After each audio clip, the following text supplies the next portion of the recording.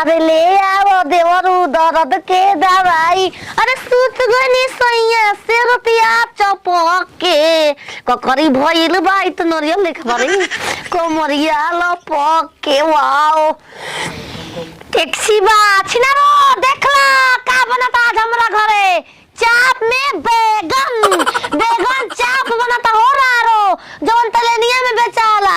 ओसने हम बनावत हनी नहीं तोरे पूरा तुमने पेट के पूरा ढेरे छाना मस्ती से खाई बनाई लाल चाइबो करम देखियो जा गरम पीस के मसाला लगाओ रे बनी कालो मछली बनम जीवन बेगन रे खालो बेगन बनम जीवन रे बानी कितना मजा आवत रे बड़ा निक लगता है सबको काची खाई ना जाला का कचौनो खाई जाला की ए सास माई बुढ़िया का रे पगली लेके आओ पोलता लेके आओ करहिया तेलवा तब माई के सुनालो नहीं ए हेलो कढ़ाई तेल छनावटा नौकरानी थोड़े है कि तू जन कहबू तौने हम करब। देखो ढेरे कदल बानी हो हम ई करे छानम ना का ए छछुंदर पगल हो तो दोनों हाथ लगा के दोनों गोड़ो लगा तो चारों हाथ जल्दी जल्दी हो जाई गोड़ हाथ सब लगा के आटा मारे लू तो कैसे मारे लू आटा मारे लू तो कैसे मारे लू चिनोरो मारो लिपा जेबू ए जे गोलौरा नि लिप देम तारा के हमहू खान देब हो जान लिया कैसे अपन आटा मार कच्चा सुन हेन सुन आटा मारला दोनों हाथ है बेसन वाला चीज एको हाथ ये मैयर ऐसे ही बनाई लागी बारो आगे बारो बनाई उर्गा हो के भुजता मुर्गा हो के भुजता रो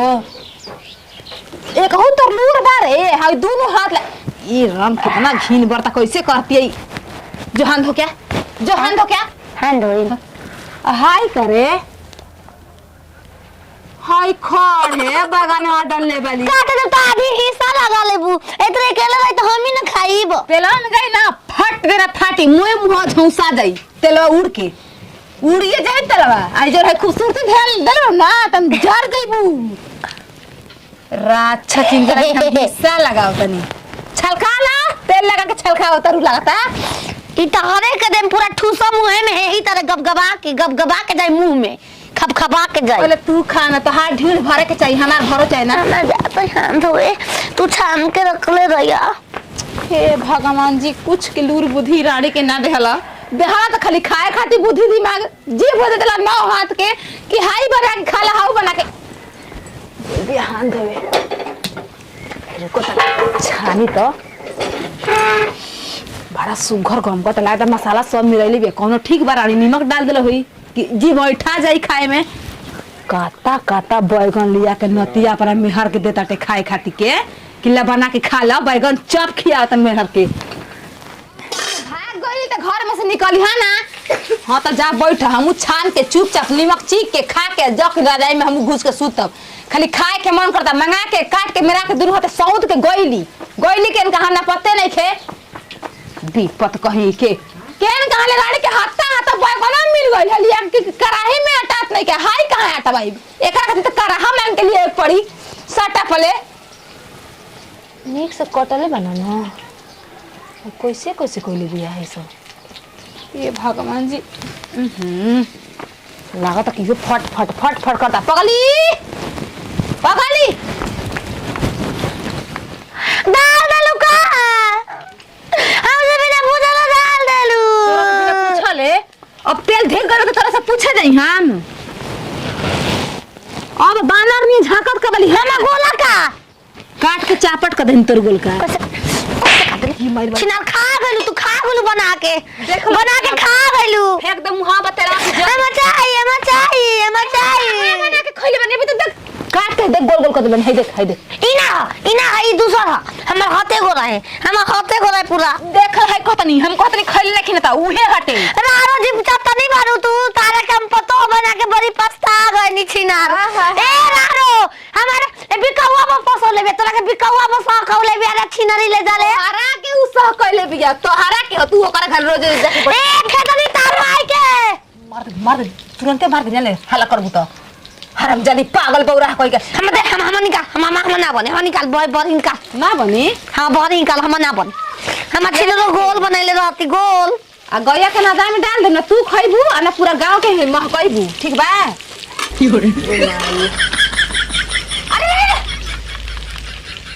अही हो भगवान कावना नक्षत्र में तहर माई पैदा करके तहरा के छोड़ देहल पागल बौरा लोहड़ी नक्षत्र में बोले और आरो लोहड़ी नक्षत्र में हड़ी ना रोहिणी नक्षत्र खाला छिनार नक्षत्र तू छिनार पैदा ले ले बड़ू छिनार माई के भतर काटो सवत